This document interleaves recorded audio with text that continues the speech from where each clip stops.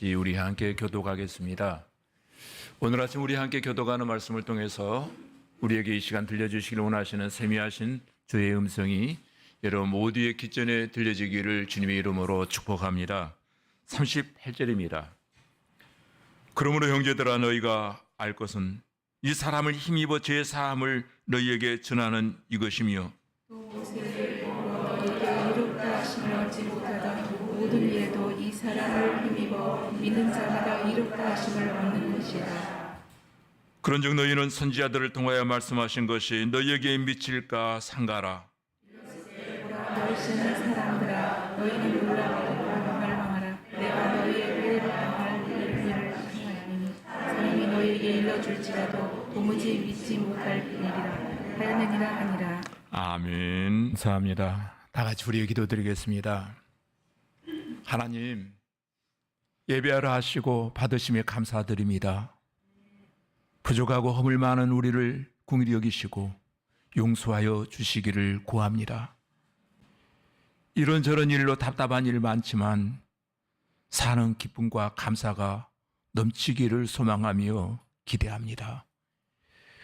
우리 중에는 사람 때문에 상처받고 속상하고 한숨 쉬고 눈물 흘린 이들이 있습니다. 건강 문제, 일과 일터의 문제, 경제적인 문제로 근심하는 이들, 또는 가족들 중에 힘들게 하는 이들 때문에 괴로운 이들, 모두에게 회복의 은혜를 허락하시고 평안을 주시옵소서. 드려지는 예배를 통해서 새 힘 주셔서 믿음 회복하게 하시고 소망의 줄 든든히 붙잡고 날마다 감사하며 믿음으로 전진하는 역사 일어나게 하여 주시옵소서. 하나님 앞에 나와 예배하고 싶고 이 자리에 꼭 나오고 싶어도 그럴 수 없는 안타까운 이들이 있습니다. 객지 예국 군대의 병상에 있는 이들, 어쩔 수 없는 상황에서 영상으로 예배해야만 하는 이들, 모두 예배함으로 말씀을 듣고 삶의 자리에서 승리케 하여 주시옵소서. 이제 만삭되어나지 못한 부족한 종이 하나님의 말씀을 강론하기를 원하오니 성령 하나님 붙잡아 주시고 치료와 회복과 권능을 던지는 귀한 시간 되게 하여 주시옵소서. 지치고 상한 영혼들이 육적으로 영적으로 소송하여 새 힘 얻어 걷기도 하고 뛰기도 하며 할렐루야 찬양 경배하는 귀한 역사 임하게 하여 주시옵소서. 예수님 이름으로 기도하옵나이다. 아멘.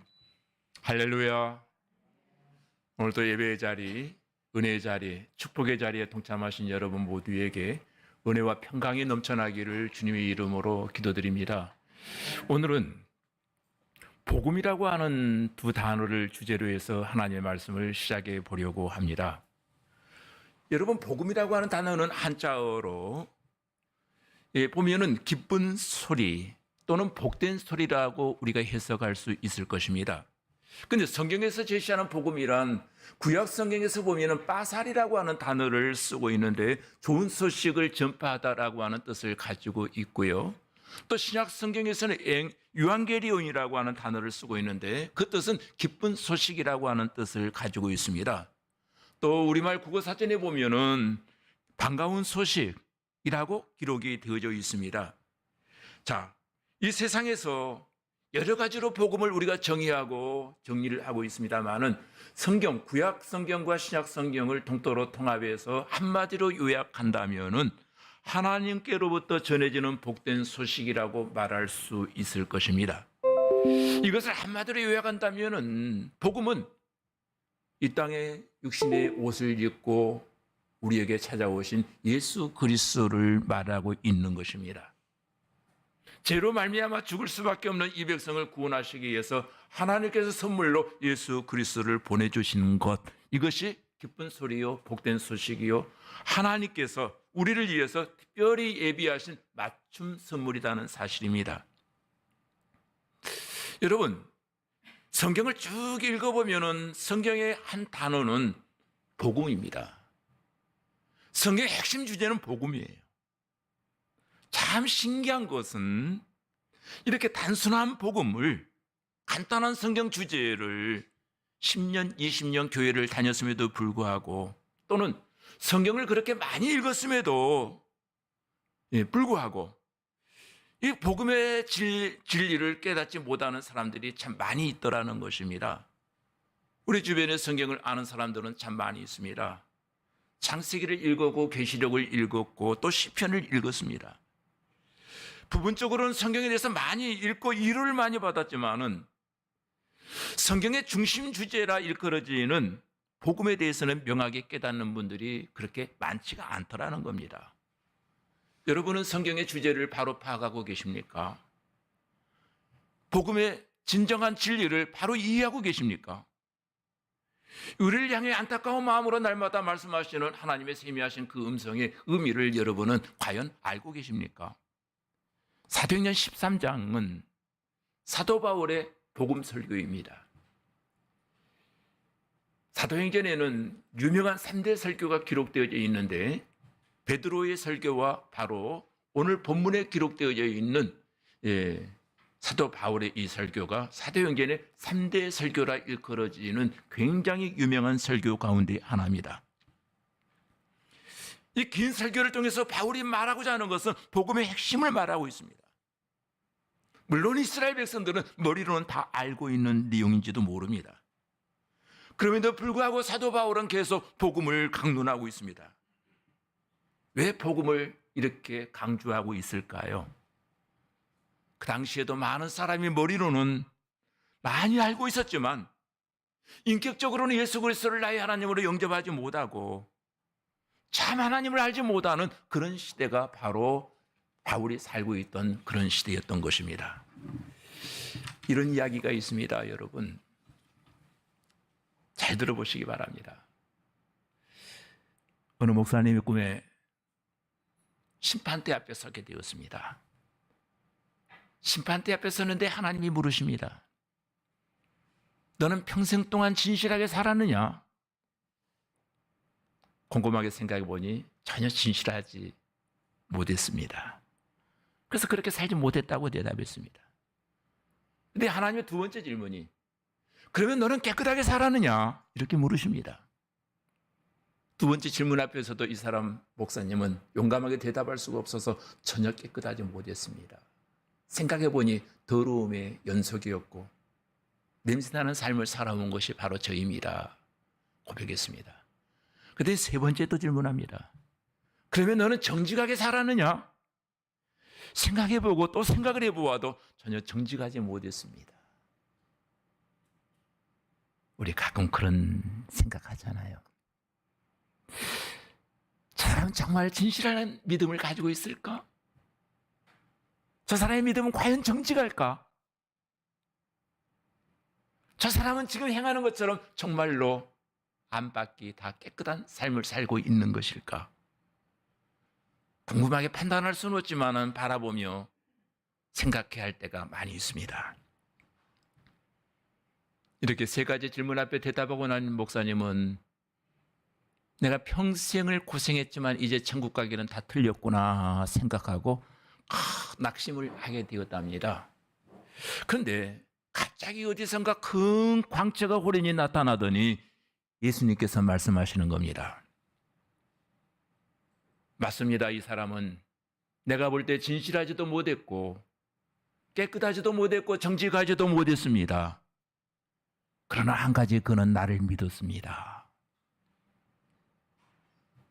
그는 내가 그를 위해 십자가에 죽으심을 믿었고 부활하심을 믿었고 그리고 이 복음을 증거하기 위해서 평생을 바친 것을 나는 압니다. 예수님의 변증이 있어지는 그 찰나에 하늘문이 활짝 열려지더라는 겁니다. 닫혔던 하늘문이 활짝 열려졌습니다. 그래서 그가 이제 막 하늘나라에 입성하려고 하는 순간 깜짝 놀라 일어나 보니 그것이 꿈이었다는 것입니다. 바로 이것이 복음입니다. 기쁜 소식입니다.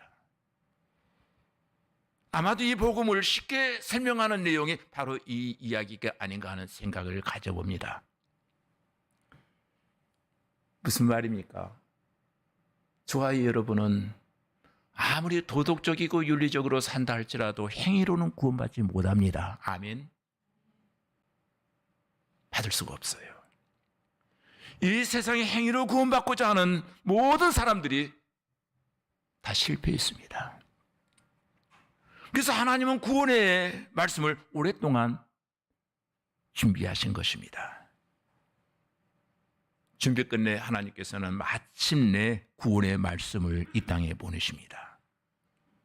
본문 말씀을 통해서 우리 모두가 믿음으로 말미암는 구원, 이 구원의 말씀을 영접게 되어지기를 주님의 이름으로 축복합니다.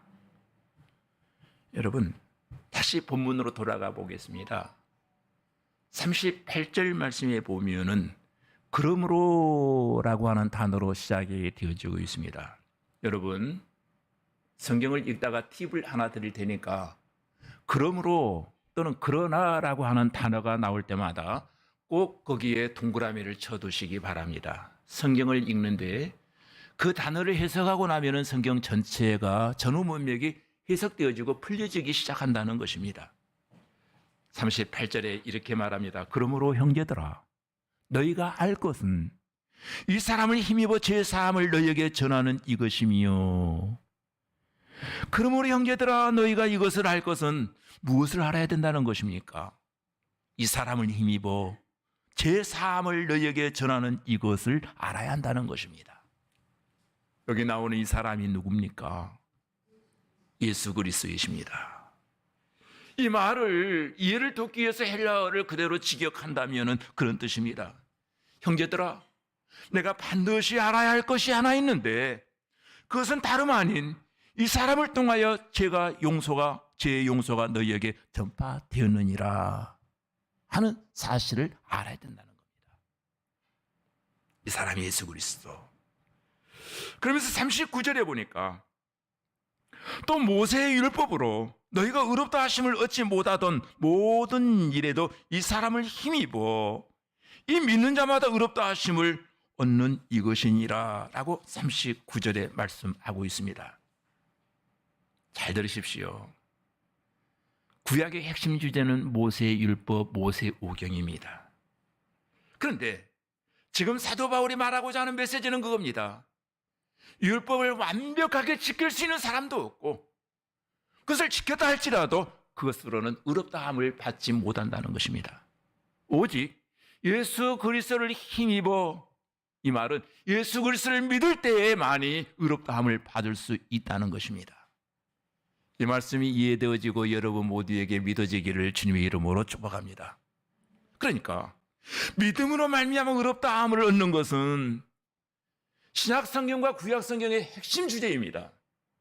오늘 말씀이 조금 여러분에게는 어려울 수 있을 것입니다. 그러나 꼭 알아야만 하고 이해되어야만 할 것입니다.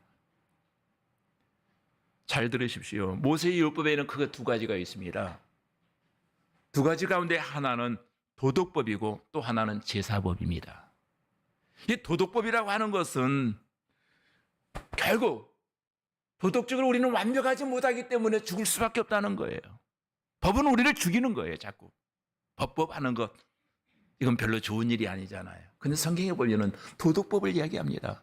도덕으로 너희가 완벽할 수 있느냐? 완벽하지 못한다. 도덕이 우리로 하여금 죄인이라고 하는 것을 깨닫게 하는 거예요. 그래서 그 죄인들을 살리기 위해서 하나님께서 제사법을 주신 겁니다. 하나님은 제사법을 통해서 저와 여러분의 모든 죄를 사하시기를 원하신다는 것입니다. 예? 자, 여러분 시간이 조금 지날지라도 성경 꼭 하나 찾아봐야 될 부분이 있습니다. 로마서 3장 19절로 20절입니다. 로마서 3장 19절로 20절을 한번 우리 같이 읽도록 하겠습니다. 예, 영상이 전혀 안 되나 보죠? 로마서 3장 19절로 20절입니다.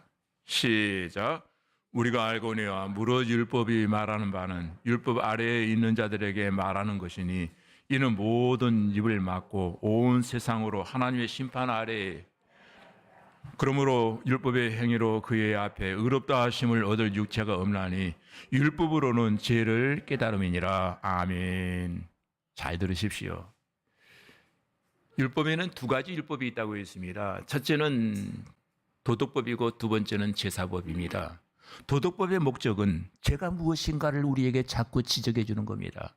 죄 결국은 죽는 것이다. 그런데 제사법은 아무리 많은 죄를 지었을지라도 하나님 앞에 제사를 드리면, 하나님께 내 인생을 맡기면 하나님이 내 죄를 해결해 주신다.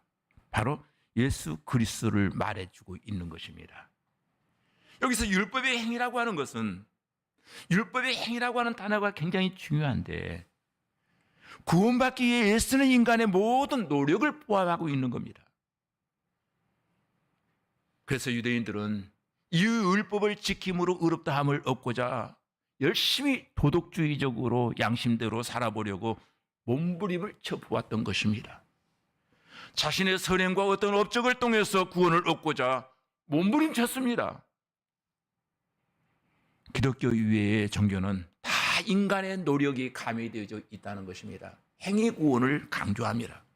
그러나 인간의 행위와 노력으로 구원을 얻는 데는 모든 종교와 모든 신앙인들이 다 실패하고 말았다는 것입니다. 인간은 노력하면 할수록 의에 이를 수가 없는 절망에 빠져버리고 만다는 것입니다. 이 세상에서 자기의 행위나 자기의 노력으로 하나님 앞에 의롭다 하심을 얻을 수 있는 사람은 한 명도 없다는 것입니다. 모든 인간은 대동소이 똑같이 하나님의 심판 아래 놓여 있다는 것입니다. 일평생 죄 짓고 살다가 하나님의 심판하에 다 죽게 되어 있다는 것입니다. 이런 하나님은 인간들을 불쌍히 여기셔서 예수 그리스도를 통해서 구원의 길을 열어주신 것입니다. 그래서 로마서 3장 21절에 이렇게 말합니다. 율법에는 한 의가 나타났으니 율법과 선지자들에게 증거를 받는 것이니라. 여기서 한 의는 바로 예수 그리스도를 말하고 있는 겁니다. 죽을 수밖에 없는 인생들을 살리시려고 예수 그리스도를 예비하시고 이 땅에 보내주셨다는 겁니다. 그래서 로마서 3장 24절에 말합니다. 그리스도 예수 안에 있는 속량으로 말미암아 하나님의 은혜를 값없이 의롭다 하심을 얻은 자 되었느니라. 이렇게 기록하고 있습니다. 이 말의 의미는 누구든지 예수 그리스도를 믿기만 하면은 어떤 노력과 공로에 상관없이 하나님 앞에 의롭다 하심을 얻게 되어져 있다는 것입니다. 자, 예수를 믿음으로 말미암아 저와 여러분을 하나님께서 의인이라 칭해 주신다는 거예요. 의인으로 우리를 하나님의 의로 우리를 덮어주신다는 겁니다. 의의 옷을 입혀주시고 하나님의 사랑으로 싸매어 주신다는 것입니다.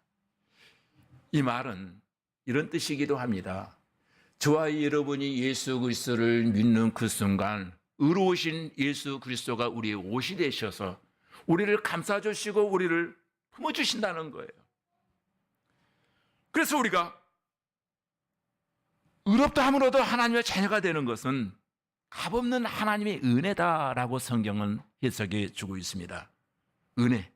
하나님의 은혜가 아니면은 저와 여러분은 하나님의 백성이 되어질 수가 없다는 것입니다. 예수 그리스도께서 피 흘려 죽으심으로 말미암아 그 피의 값으로 저와 여러분이 하나님의 백성이 되었다는 것입니다.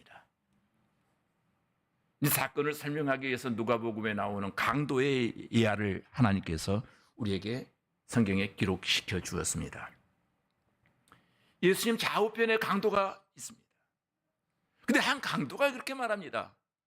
당신의 나라에 임할 때 나를 기억해 달라는 겁니다. 아주 염치 없는 부탁이었습니다. 그러자 예수님께서 뭐라고 말씀하십니까? 오늘 밤 나와 함께 낙원에 있으리라. 누가복음 23장 43절에 나오는 말씀이기도 합니다. 이 말은 저와 여러분이 이 땅에 사는 동안 예수를 믿는다 할지라도 온갖 죄를 반복해서 지었다 할지라도 언제든지 보혈의 공로 의지하고 믿음으로 나가면 언제든지 의롭다함을 저와 여러분이 받게 되어진다는 것입니다.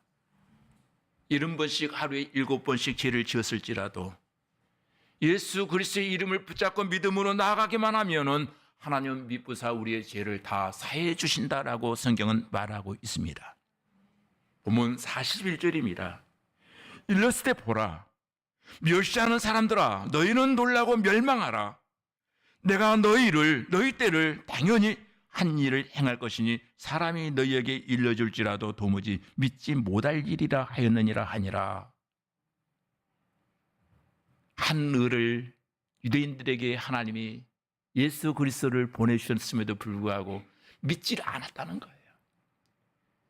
이 믿지 않은 결과가 어떻게 일어납니까?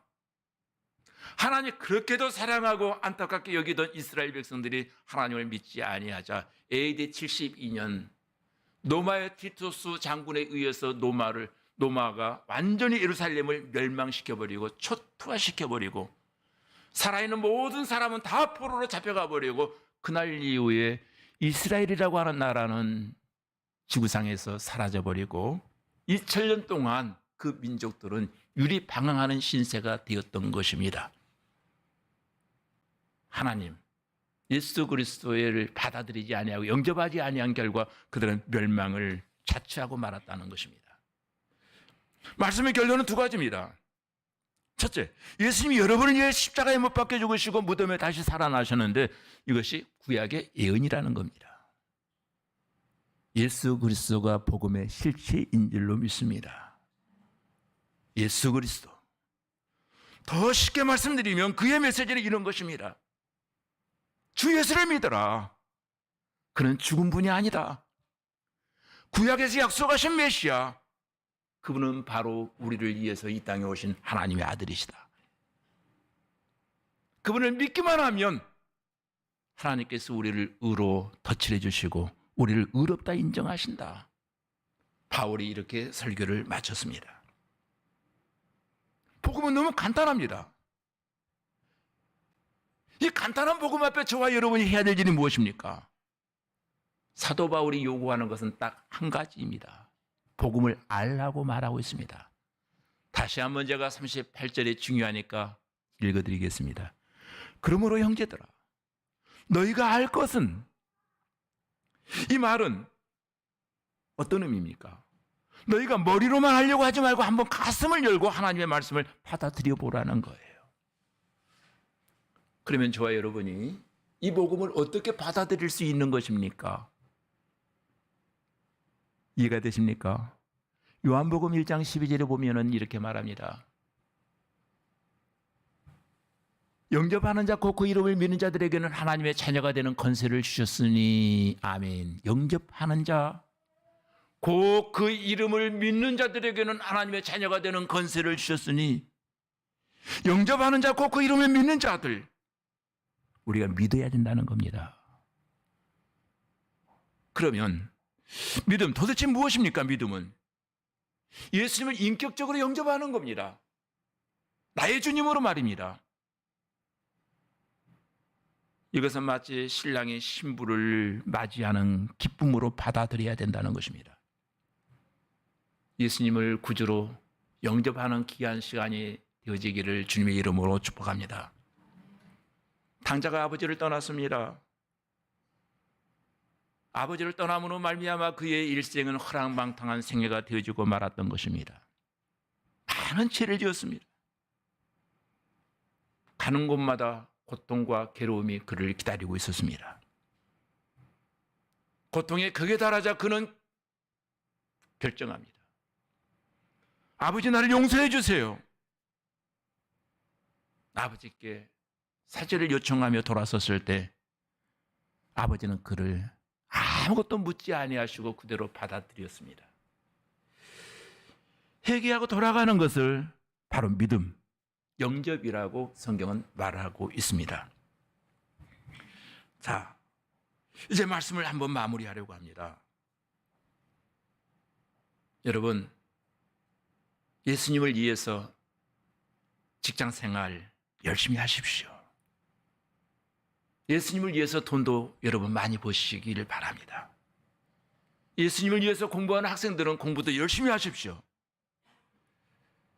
예수 안에서 저와 여러분이 공부하는 것, 결혼하는 것, 자녀를 공부시키는 것, 직장에서 진급하는 것, 성공하는 것, 다 예수님 때문이 되시기를 주님의 이름으로 기도드립니다. 오직 예수 그리스도, 예수님이 여러분을 위해서 십자가에 못 박혀 모든 것을 희생하신 것처럼 이제 저와 여러분이 예수님을 위해서 해야 될 일이 있습니다. 이 땅에 사는 날 동안 예수 이름으로 최선을 다해서 열심히 사는 것입니다. 그런데 대부분의 많은 사람들은 누구를 위해서 예수님을 믿고 있는가 하면은 내 자식을 위해서, 내 성공을 위해서, 내 사업을 위해서, 내 경제적 성장을 위해서 예수님을 필요로 하시는 분들이 참 많이 있습니다. 주님은 강고도 없고 내 생각, 내 의지만 남아있게 된다면 그것은 결코 우리 하나님께서 기뻐하지 아니하실 것입니다.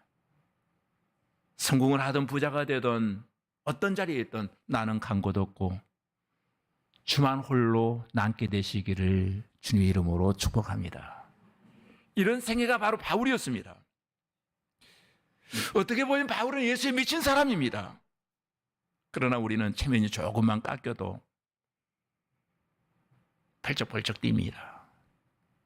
예수님 때문에 여러분의 체면이 조금 깎이시기를 바랍니다. 예수님 때문에 창피도 당하실 수 있기를 바랍니다. 예수님을 위해서라면 오해도 많이 받을 수 있기를 바랍니다. 예수를 위해서 손해본 적이 한 번도 없다면 그것은 굉장히 창피한 삶인지도 모릅니다. 오래전 제가 병원에 입원해 있을 때 가장 부끄럽고 창피했고 슬펐던 일이 하나 있습니다. 중환자실에서 집중치료실로, 집중치료에 실어서 재활치료실로 병실을 자꾸 옮겨 다니는데 옮겨 다니고 의사들이 계속 교대할 때마다 저에 대해서 뭔가를 지시하는 장면을 보았을 때 저게 도대체 뭘까 하고 굉장히 궁금했습니다. 조금 의식에 돌아온 이후에 그 소리를 들었습니다. 저분이 목사님이래요. 계속 연결되어지고 간호사들에게도 연결되어지고 저희 할 때마다 저분은 목사님이래요. 저분은 목사님이래요. 많이 슬펐습니다. 나 때문에 예수님이 영광을 받아야 될 텐데 예수 믿는 목사가 저 꼴을 하고 있다는 모습을 보여주는 것이 너무 창피했고 내 육체가 아픈 것이 창피한 것이 아니라 나 때문에 예수님이 더 많이 손해보는 것 같은 느낌이 저를 많이 슬프게 하고 아팠던 기억이 납니다. 제발 그 말 좀 하지 아니하고 좀 다른 의사에게 연결되고 다른 병실로 옮겨졌으면 좋겠는데 저에게는 그 빨간 스티가마가 붙어 있듯이 꼬리표가 붙어 있는 모습이 참 아팠던 기억이 납니다. 이건 예수님을 위해 손해보는 것이 아니고 제가 예수님께 손해를 끼친다고 하는 것이 굉장히 가슴이 아팠던 것입니다. 내가 아픈 것보다도 여러분 예수님을 위해서 손해도 볼 수 있기를 바랍니다. 예수님 때문에 잠 못 자는 시간도 여러분 있어지기를 바랍니다. 바울은 예수님 때문에 매도 맞았습니다. 굶기도 수없이 굶었고 잠을 제대로 자지 못할 때도 참 많았답니다. 이것이 사도 바울의 생애였습니다. 여러분의 삶은 어떻습니까? 예수님 때문에 매맞을 각오는 되어 있는지요? 손해볼 각오는 과연 되어 있는지요? 시간 조금만 손해보아도 아까워하는 사람들을 볼 때마다 가슴이 많이 아팠습니다. 저는 여러분들이 예수님 때문에 자존심도 손해볼 수 있기를 바랍니다. 사랑하는 사람들이 사랑한다고는 하면서도 만약 희생을 자원하지 않는다면 그 사랑이 진짜 사랑일까요? 진짜 사랑은 희생하고도 자랑하지 아니하고 희생하고도 희생하는 것을 기뻐합니다. 이것을 일컬어 우리는 아가페적 사랑, 참사랑이라고 말합니다. 예수님 때문에 예수님을 위하여 이것이 사도 바울 인생의 전부였던 것입니다. 그는 고백하기를 죽는 것도 유익함이라. 예수를 이어서 죽을 수 있다면. 바라기는 오늘 이 자리에 나오신 여러분들 남은 생애가 예수의 인생을 바치는 이런 사람들이 되었으면 참 좋겠습니다. 기도하십시다. 이 시간 복음이라는 주제로 하나님의 말씀을 강론하였습니다. 예수 그리스도로 말미암아 의롭다함을 얻는다라고 하는 이 진리가 굉장히 어렵고 우리에게 생소하게 들려질지라도 이 말씀이 이해되어지고 깨달아지기를 원합니다. 영접하는 자 곧 그 이름을 믿는 자들에게는 하나님의 자녀가 되는 권세를 주셨사오니 하나님, 우리의 삶이 예수님 중심의 삶이 되게 하시고 언제나 그 예수 그리스도가 내 입술을 통해서 증거되게 하시고 예수님 때문에 손해도 기쁨으로 받아들일 수 있는 그 바울의 심정이 오늘 여기에 모인 우리 모두의 마음 되게 하여 주옵소서. 예수님 이름으로 기도하옵나이다. 아멘.